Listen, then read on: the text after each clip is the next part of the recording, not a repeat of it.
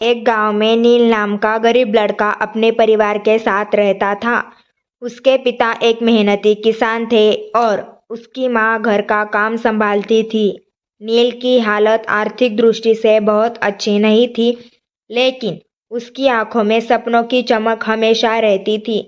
नील की सबसे बड़ी इच्छा थी कि वह एक दिन शिक्षित बने और अपने गांव का नाम रोशन करे, लेकिन उसकी आर्थिक स्थिति इतनी अच्छी नहीं थी कि वह स्कूल जा सके। उसे पता था कि उसकी सपनों की राह में सबसे बड़ी रुकावट पैसे की कमी है। एक दिन नील के गांव में एक अजनबी व्यक्ति आया। वह व्यक्ति बड़े शहर से आया था। गांव में एक स्कूल खोलने का इरादा रखता था। वह गांव के लोगों से इस स्कूल के लिए सहायता मांग रहा था। नील ने इस मौके का फायदा उठाने का निश्चय किया और उस व्यक्ति से संपर्क किया। उस व्यक्ति का नाम रमेश था और उसने नील की मेहनत और जिज्ञासा को देखा। उसने नील से पूछा, तुम्हें शिक्षा की कितनी महत्व है?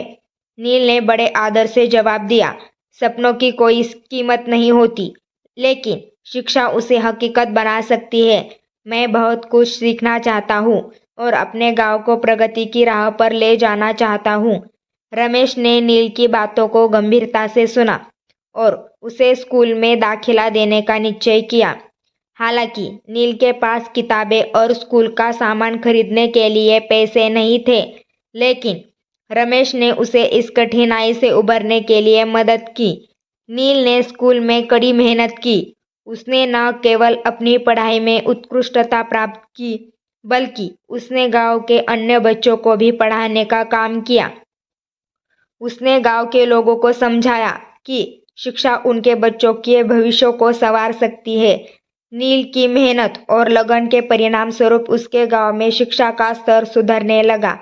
धीरे धीरे गांव में भी बदलाव आने लगा। लोग अपने बच्चों को स्कूल भेजने लगे और शिक्षा के महत्व को समझने लगे।